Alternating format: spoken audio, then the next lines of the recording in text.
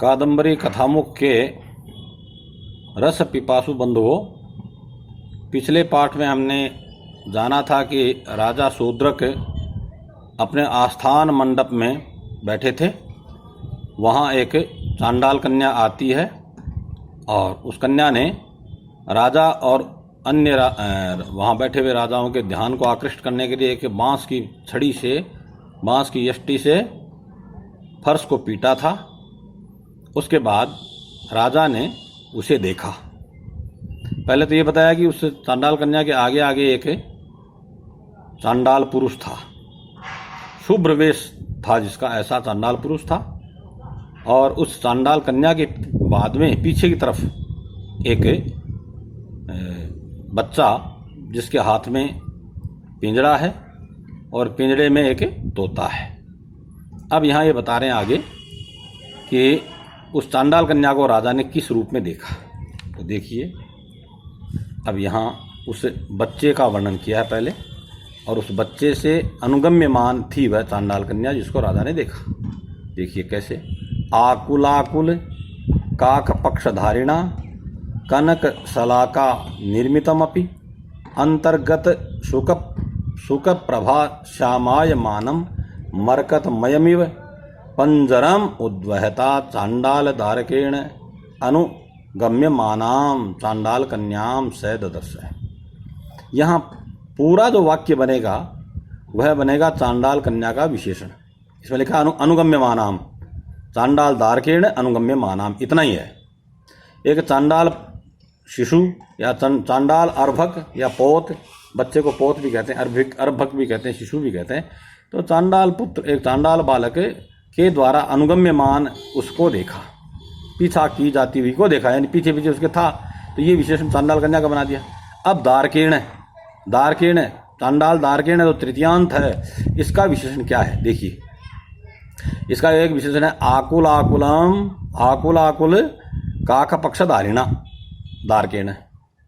आकुल आकुल है, बिखरे हुए हैं, इतस्ततः संलग्न है। और क्या है, काक पक्ष है यस्य। काक पक्ष कहते हैं बच्चे के जो लंबे लंबे बाल होते हैं, उन बालों को क्या करते हैं, जब तक जड़ूला नहीं उतारते तब तक बालों को काटते नहीं हैं, तो उनको ऊपर की तरफ इकट्ठा करके बांध देते हैं।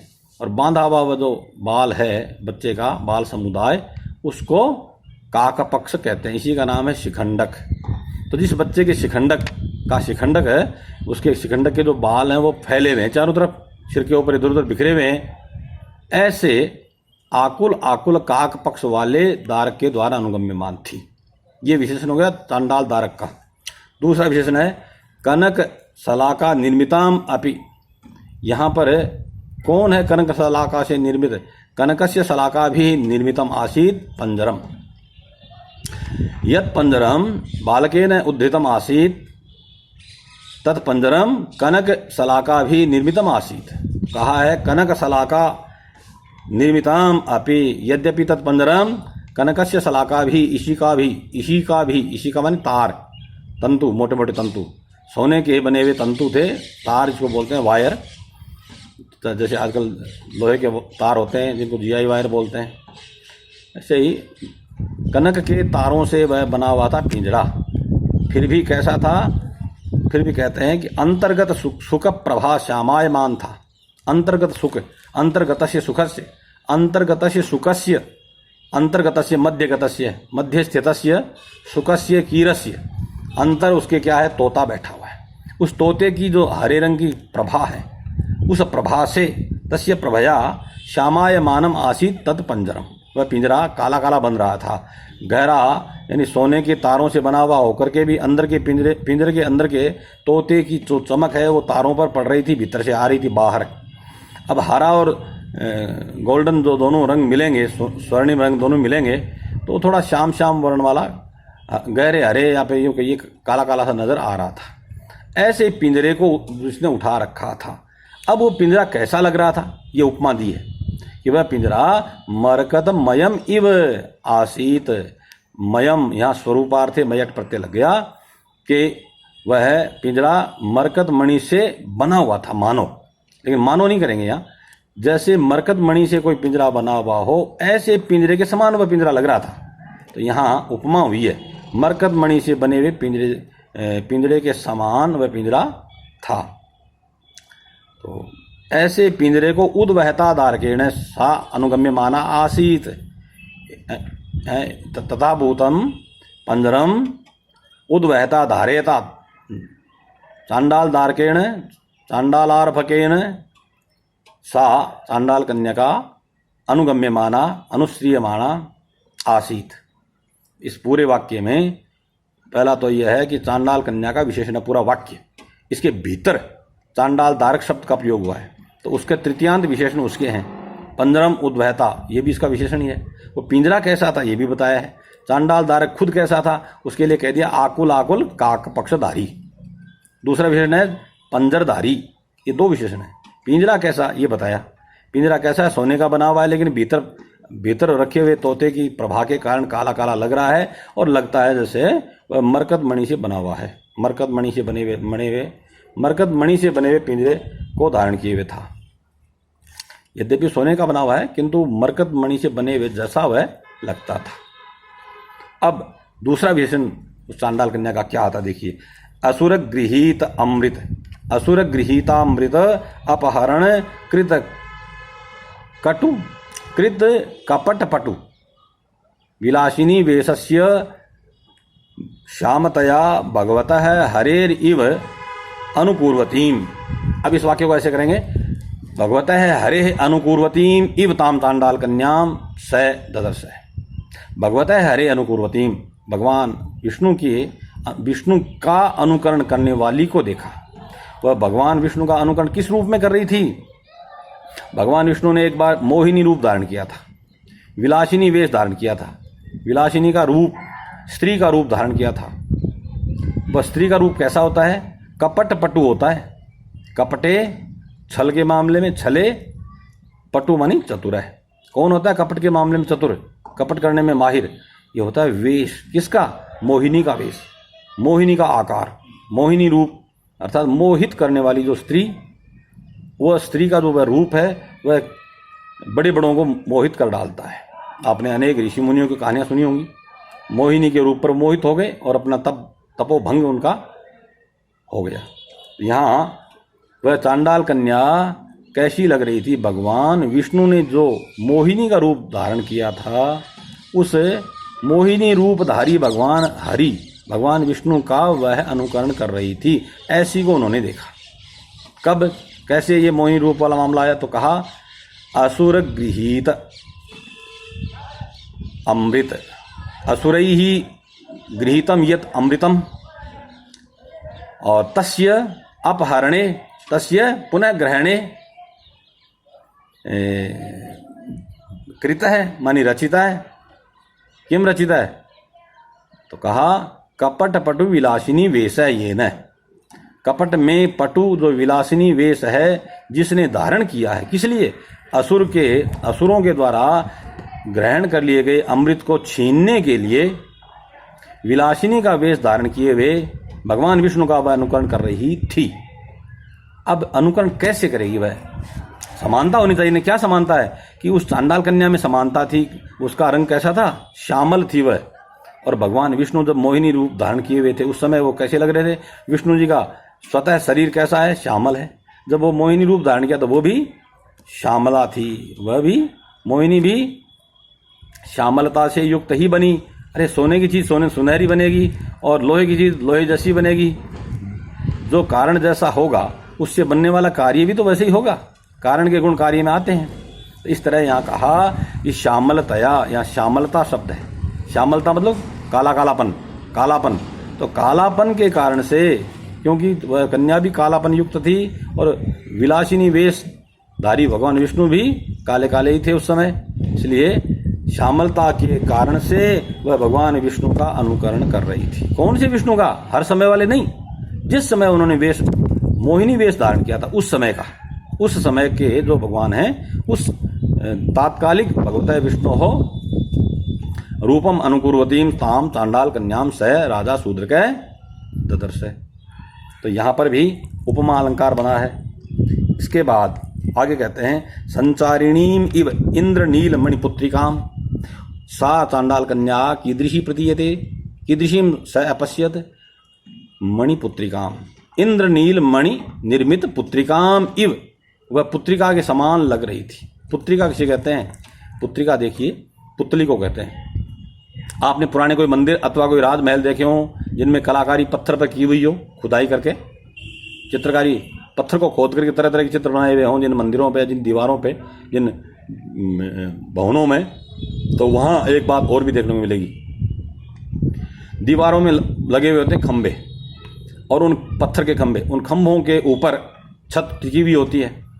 उन खंभों के ऊपर और छत के नीचे बीच के हिस्से में बड़े से पत्थर को स्त्री की आकृति की मूर्ति बनाई हुई होती है, और वह मूर्ति, वह स्त्री, मूर्तिमती स्त्री या कहिए मूर्ति वाली वह स्त्री, पत्थर की जो है मूर्ति, उसके दोनों हाथ ऊपर की तरफ छात को रोके हुए दिखाई देते हैं। ऐसे ही उसके पैर भी छात को रोके हुए दिखाई दे सकते हैं, लेकिन हाथों को ऐसा बनाया जाता है। ऐसे उस पत्थर का नाम जो स्त्री की सी मूर्ति बनी हुई होती है, भवनों में लगी हुई होती है, उसको पुत्रिका कहते हैं, उसको पांचालिका कहते हैं। तो यहाँ ये क्या बता रहे हैं? ये कह रहे हैं कि संचारिणी, चलती फिरती, क्या हो? मणि, इंद्रनील मणि से बनी हुई, संचारिणी हो इंद्रनील मणि से बनी हुई कोई पुत्रिका। तो उस पुत्रिका जैसी वह चांडाल कन्या लग रही थी, ऐसी को उन्होंने देखा। यद्यपि चांडाल कन्या यहाँ पर स्थिर है और पुत्रिका जो होती है वह भी स्थिर होती है, किंतु पुत्रिका वहाँ से चल के यहाँ कैसे आई? इसलिए कहा संचारिणी, चलती फिरती। थोड़ा विशेषण, थोड़ी विशेषता बदल दी।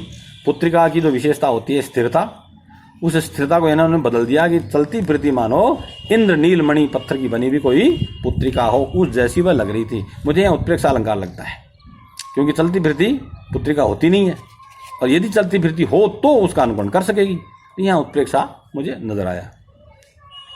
उपमा भी मान सकते हैं, कोई दिक्कत नहीं है, इसमें व्याख्या भेद से उपमा भी बन जाता है। आगे कहते हैं आ गुल्फ अवलंबिना नील कंचुकेन आच्छन्न शरीराम ताम स अपश्यत स ददर्श। आ गुल्फ अवलंबिना नील कंचुकेन आवृता थी वह, छोटी सी बात यह है, नीलेन यानी कंचुकेन आवृत शरीरा, इतना अर्थ समझिए। कंचुकेन, कंचुक से आवृतम अस्ति शरीरम यस्या। कंचुकेन कोई कुर्ते के आकार का कोई कपड़ा है, और वह कैसा है वो आगे बताएंगे अभी। कंचुक से, कुर्ते के आकार के बड़े लंबे चौड़े कपड़े से आवृतम अस्ति शरीरम यस्या तनु यस्या तथा भूता आशित साग चांडाल कन्या। ये तो मैंने प्रथमांत बनाया, अब इसको द्वितीयांत बना देंगे। कंचुकेन आवृत शरीराम, कंचुकेन आवृतम अस्ति शरीरम यस्या सा ताम, सा करके और ताम कर देंगे उसको। अब कंचुक कैसा था, ये इसकी कंचुक की विशेषता है। नील कंचुकेन, कैसा था वह नील कंचुक? आ गुल्फ अवलंबी। गुल्फ कहते हैं पैरों के निचले जॉइंट्स को, पगथली से ऊपर यानी पदतल के ऊपर जो टकना है हमारा, पहला जॉइंट है ऊपर वाला, पैर के जमीन के पास जो पैर टिकाते हैं उससे जस्ट पहले ऊपर की तरफ जो हमारा जॉइंट है पैर का, इसका नाम है गुल्फ। आ गुल्फ, गुल्फ पर्यंत, घुटिका पर्यंत है, अवलंबी मानी लटकता हुआ। आ गुल्फम अवलंबिना, आ गुल्फ पर्यंत अवलंबिना, तो इसको क्या कहेंगे? लंबमानम। लंबमान शब्द से तृतीया में बनाएंगे लंबमानेन। आ गुल्फ, गुल्फ पर्यंत लंबमानेन नील वर्ण युक्तेन कंचुकेन आवृत शरीराम आवृत देहाम ताम कन्याम स अपश्यत। ये सीधी सी बात हो गई। तो यहाँ कोई विशेष अलंकार अभी तक नहीं है, आगे आएगा। ये दो बातें इकट्ठी की अगले, इसमें दो बातें इकट्ठी की। एक तो उसका शरीर नीले कंचुक से घिरा हुआ है, नीला कंचुक पहना हुआ, पूरा शरीर ढका हुआ है। आगे और देखिए, ऊपरी रक्तांशुक, ऊपरी रक्तांशुक विरचित अवगुंठनाम, ऐसी थी वह। ऊपर की तरफ, सिर की तरफ ऊपरी वस्त्र के रूप में उसने एक लाल रंग का कपड़ा ओढ़ रखा था, एक ओढ़नी छोटी सी ओढ़ रखी सिर पर। उससे, उस कपड़े से, लाल अंशुक से उसने रचित कर रखा था अवगुंठन। रक्तेन अंशुकेन, रक्तांशुकेन रक्तवर्णेन रुधिर, लोहित वर्णेन रुधिर वर्णेन अंशुकेन वस्त्रेण आवृतम अथवा निर्मितम अस्ति अवगुंठनम यया, जिसने अवगुंठन बना लिया, मुखावरण बना लिया है, मुख के आगे घूंघट निकाल रखा था, लाल कपड़े का घूंघट निकाल रखा था। बात इतनी है, सिर पर लाल कपड़ा और उसका उसने घूंघट बना रखा था। अब दोनों बातों को मिला लीजिए। एक तो कुर्ता पहन रखा है लंबा चौड़ा, नीचे जमीन तक लटकता हुआ काले रंग का, ऊपर लाल रंग का उसके कपड़ा, जिसने घूंघट भी बना रखा है, मुंह को भी ढक रखा है, ये मानिए। अब कवि ने कल्पना की है कि वह कैसी लगती है। ऐसे इस रूप में थी तो वह कैसी लग रही थी। यहाँ आगे कहते हैं कि नीलोत्पल स्थलीम इव, वह नीलोत्पल स्थली की जैसे लग रही थी। नील उत्पल, नीलम च तत् उत्पलम कमलम, नील रंग का जो उत्पल माने कमल होता है, उन कमलों की यदि कोई स्थली हो, भूमि, जिस जमीन पर कमल, नीले रंग के कमल उगे हुए हों, नील कमल खिले हुए हों जिस जमीन पर, और ऐसी जमीन जैसी वह लग रही थी। लेकिन अभी तो फिट नहीं बैठा, नील कमल तो पूरी तो वह नीले रंग की है नहीं। तब यहाँ आगे और जोड़ दिया, नील कमल स्थली, नीलोत्पल स्थली का एक विशेषण है। निपतित संध्या तपाम, तो ऐसे करेंगे इसको, निपतित संध्या तपाम नीलोत्पल स्थलीम इवताम स अपश्यत। नीलोत्पल स्थली कैसी, जिस पर निपतित हुआ है, गिरा हुआ है, संध्या का आतप, सायंकालिक प्रकाश, सायंकालिक से सूर्य से प्रकाश है, आतप है, यस्याम निपतित अस्ति तथा भूता यदि स्यात् नीलोत्पल स्थली नीलकमल भूमि तथा भूता सा प्रतीयते स्म। यथा संध्यातपेन युक्ता, उपरि पतितेन संध्यातपेन युक्ता नीलोत्पल नीलकमल स्थली यथा भवति तद्वत् इयं चांडाल कन्यापि तदानीं राज्ञ मनसि प्रतीयते स्म। यहाँ उपमालंकार हो गया, जैसे कोई नीलोत्पल स्थली होती है वैसी वह लग रही थी। इसके बाद आगे बढ़ते हैं।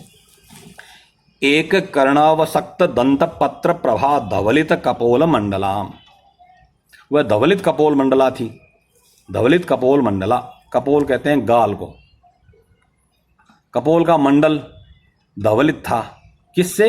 एक कर्ण अवसक्त, एक कान में चिपकाया हुआ है, लगाया हुआ, उसने दोनों कानों में नहीं पहन रखा था।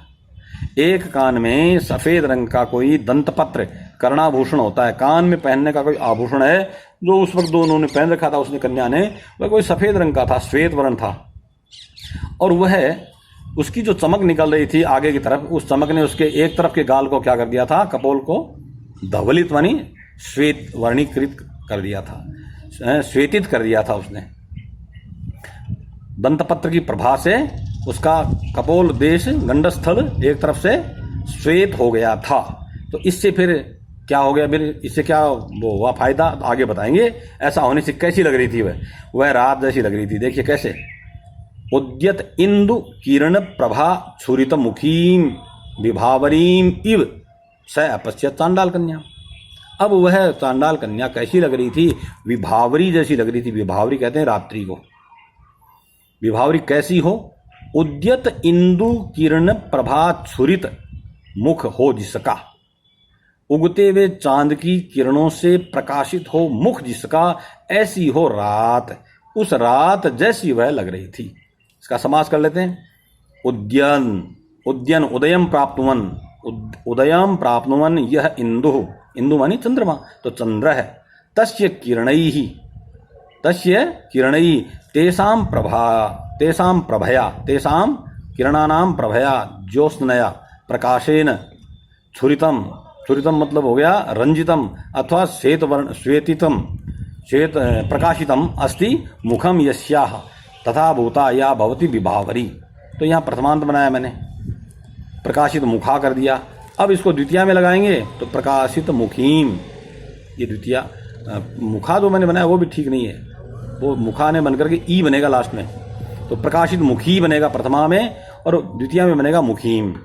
कहने का मतलब ये हुआ कि आप कल्पना कीजिए, सायंकाल सूर्यास्त हो गया पश्चिम में, रात आएगी, किधर से आएगी, दिन के पीछे पीछे रात आएगी, वो निश्चित रूप से पूर्व दिशा से सूर्य आए थे और पूर्व दिशा से रात आएगी, इसलिए पूर्व दिशा से रात आ रही है। और पूर्व दिशा में मानो सूर्यास्त के बाद में चंद्रमा उग जाए, तो चंद्रमा के उगने से जो रात आ रही है उसका मुख कैसा हो गया, सफेद सफेद हो गया। और पीछे पीछे जो रात आएगी, बाकी की रात अभी तो मुंह दिखाई दिया रात का, मुख कैसा हो गया, चंद्रमा के कारण प्रकाशित। चंद्रमा से छुरित, ये समझ लीजिए चंद्रमा से रंजित हो गया है या सफेद सफेद बन गया है मुख जिसका, ऐसी जो रात होती है उस रात के समान वह चांडाल कन्या लग रही थी। क्यों लग रही थी? क्योंकि उसके एक कान में क्या लगा हुआ था? रक्तोत्पल, या यूं रक्तोत्पल नहीं, यहाँ दंतपत्र बताया, रक्तोत्पल नहीं बताया। दंतपत्र कहते हैं एक आभूषण होता है, उसका नाम ही है। जैसे अलग अलग आभूषणों के नाम होते हैं अलग अलग, वैसे दंतपत्र एक नाम है आभूषण का, कान में पहनने के आभूषण का नाम है दंतपत्र। उस दंतपत्र से उसका गाल सफेद हो रहा था और बाकी का शरीर काला काला था। तो कल्पना कर डाली इन्होंने कि जैसे रात हो जिसके मुंह के ऊपर चंद्रमा उगने से, चंद्रमा की किरणों से मुक्त हो गया, सफेद श्वेतित हो गया हो, धवलित हो गया हो, ऐसे ही उस रात के समान वह लग रही थी। यहाँ उपमा अलंकार हो जाएगा। आगे कहा, आ कपिल गोरोचना रचित तिलक तृतीय लोचनाम। तो कहा आ कपिल, कुछ पीला कुछ लाल, इन दोनों का मिक्स, दोनों का मिश्रण हो। कौन? गोरोचना। आ कपिलाया गोरोचनाया। गोरोचना एक द्रव्य होता है जिसका लेपन अथवा तिलक वगैरह करते हैं। गोरोचना को गोपित्त निर्मित द्रव्य बोलते हैं। गो के पित्त से, गाय के पित्त से बनाया हुआ है, मैंने तो कभी नहीं देखा, किंतु इसका रंग पीला पीला बताया है। गोरोचना कैसी? आ कपिल ईशत पीत, ईशत पीत गोरोचनाया रचितम आसीत तिलकम यया। जिसने अपने माथे पर तिलक बना रखा था गोरोचना का, जो थोड़ा थोड़ा पीला पीला था, थोड़ा लाल लाल भी था, ऐसे तिलक रूपी वह तिलक ही है तृतीयम लोचनम यस्या, तत्तिलकम एव अस्ति तृतीयम लोचनम, तृतीयम नेत्रम यस्या, तुरीयम नेत्रम यस्या। ऐसी मानो वह क्या थी? वह चांडाल कन्या ने अपने माथे पर तिलक लगा रखा था, वह तिलक था गोरोचना का। गोरोचना कैसी थी? कुछ कुछ पीली, हल्की पीली और हल्की लाल, दोनों का मिश्रण। हल्की पीली हल्की लाल गोरोचना के द्वारा जिसने बनाया है माथे पर तिलक, वह तिलक ही मानो है जिसका तीसरा नेत्र। ऐसी को देखा, लेकिन ऐसी होने से वह कैसी लग रही थी? ये कहा, ए ईशानुरचित किरात वेशाम इव भवानीम। ईश अनुरचित किरात वेशाम भवानीम इव ताम स ददर्श। बात यह है, महाभारत में कहानी आई है कि भगवान कृष्ण ने अर्जुन से कहा कि तू जा और भगवान शंकर से सिद्धि प्राप्त कर, पाशुपत अस्त्र प्राप्त करो। वहां अर्जुन जाते हैं। तपस्या के अंत में क्या होता है? मूक नाम का एक दानव अर्जुन को मारने के लिए वहां आता है। भगवान शंकर उस राक्षस को, जो कि सूअर का वेश, सूकर का वेश धारण किए हुए अर्जुन को मारने के लिए गया था, पीछे पीछे भगवान शंकर पहुंच गए। और शंकर भगवान किस रूप में थे? किरात के वेश में थे, भिल्ल के वेश में थे, एक सबर के वेश में थे। अब शंकर भगवान ने जो आकार धारण किया किरात का, तो उसके पीछे पीछे भगवती पार्वती ने भी, भवानी ने भी किरात का वेश धारण कर लिया और वो उसके पीछे पीछे चल दी वहीं। अब यहाँ इन्होंने क्या कल्पना की है कि वह किरातिनी थी, चांडाल कन्या थी, और उसके माथे पे तिलक था जो कि तृतीय लोचन जैसा लग रहा था। अब उसको देख करके कल्पना करिए कवि ने कि जैसे वो भवानी उस समय थी अर्जुन वाले मामले में, जब भगवान शंकर ने बनाया किरात वेश, उसके पीछे पीछे वह भवानी चली और उसने भी किरात का वेश धारण किया हुआ था। तो उस भवानी के जैसी लग रही थी चांडाल कन्या। यहाँ उपमा अलंकार बनाया इन्होंने। तो इसकी व्याख्या तो आपको आखिरकार किताब में पढ़नी पड़ेगी, फिर भी मैं बता देता हूं। ईश अनुरचित, ईशम अनुरचित है। ईशम, ईशस्य पश्चात रचित है। किम रचित है? किरातस्य वेश है, किरातस्य भिल्लस्य वेश है स्वरूपम यया। स्त्रीलिंग बनाएंगे ना, इस पार्वती का विशेषण या भवानी का बनाना, इसलिए रचित है किरातस्य वेश यया सा रचित किरात वेशा। अब आगे द्वितीया में करेंगे, ताम, तब हो जाएगा रचित किरात वेशाम काम भवानीम, भवस्य स्त्री भवानी, भवानीम इव, वह भवानी जैसी लग रही थी। कैसी भवानी? जिसने शंकर के साथ साथ भगवान शंकर के पीछे पीछे खुद ने भी किरात का वेश धारण कर लिया हो, ऐसी भवानी के जैसी लगती हुई को उन्होंने, राजा ने देखा। आगे देखते हैं और कैसा देखा। उरस्थल निवास संक्रांत नारायण देह प्रभा श्यामलिताम इव श्रियम। उस चांडाल कन्या को श्री के जैसा देखा, लक्ष्मी जैसा देखा। लक्ष्मी जी का तो रंग होता है गौर और ये है श्याम वर्णा, तो कैसे लक्ष्मी जैसे कैसे लग रही थी वो, जिसको देखा लक्ष्मी के समान देखा। तब यहाँ कल्पना की है कि देखिए भगवान विष्णु कहाँ रहते हैं, भगवती लक्ष्मी के उरस्थल में, वक्षस्थल में, यानी कि मन में रहते हैं। भगवान का रंग होता है श्यामल, तो वक्षस्थल में रहने के कारण भगवान विष्णु लक्ष्मी जी के वक्षस्थल में रहने के कारण, मन में रहने के कारण से उनके जो शरीर का रंग है वह भी संक्रांत हो गया, ट्रांसफर हो गया वहाँ उनके शरीर पर भी, उनके वक्षस्थल के बाह्य प्रदेश पर भी संक्रांत हो गया भगवान विष्णु का रंग। इसलिए सामने से वक्षस्थल जिनका श्यामल नजर आता है, इस प्रकार की भगवती लक्ष्मी जैसी वो लग रही थी चांडाल कन्या।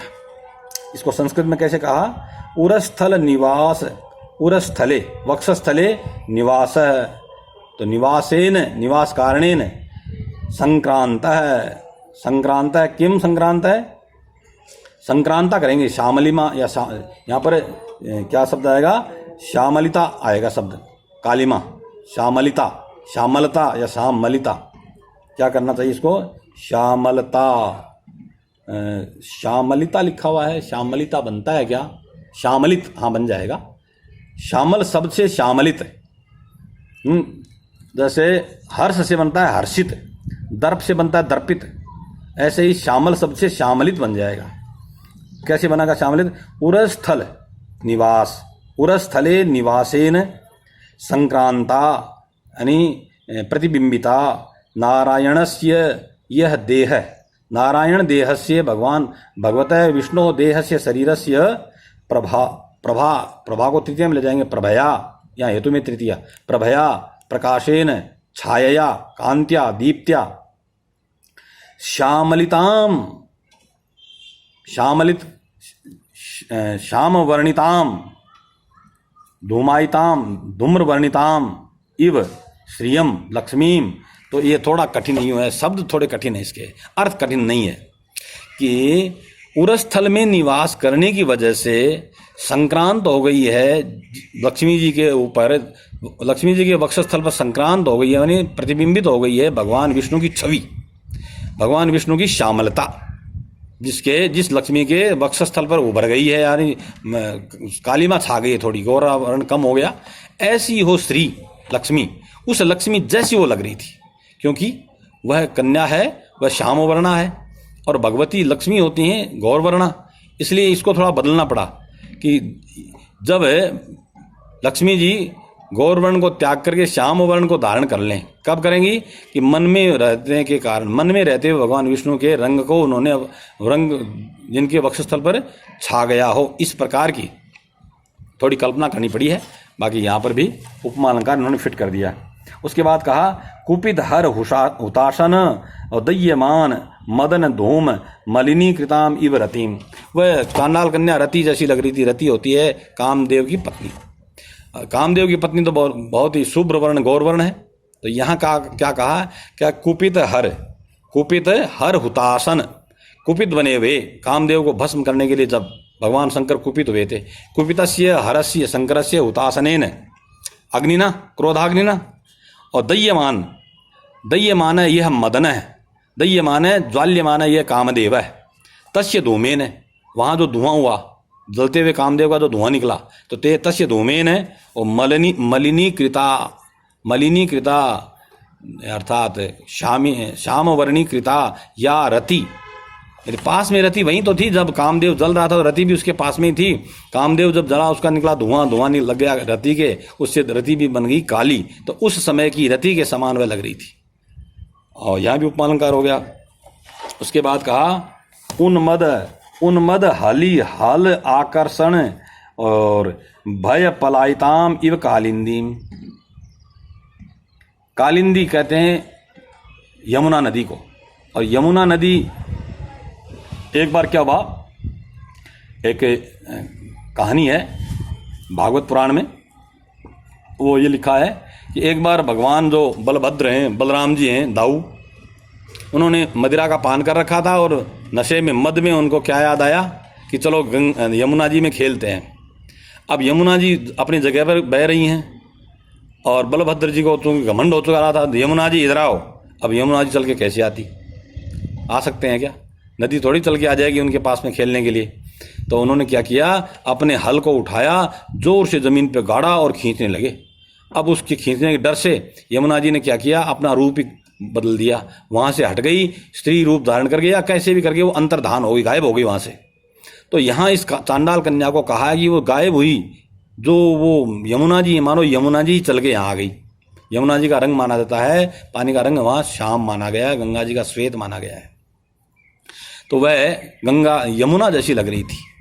कैसी यमुना कि उन्मत्तस्य हली मानी होता है हलधर, हलिन बलभद्रस्य, और क्या आगे, हलेन अथवा हलस्य आकर्षणेन भयभीता, हलस्य आकर्षणेन, हलायुधस्य आकर्षणेन, कर्षणेन खींचने से, और पलायिता भय पलायिता, आकर्षणात् जातम यद भयम तेन भयेन, और पलायिता, पलायिता का मतलब है प्रधाविता, भाग गई। कौन, कालिंदी, पलायिताम कालिंदीम इव, मदमत बलभद्र के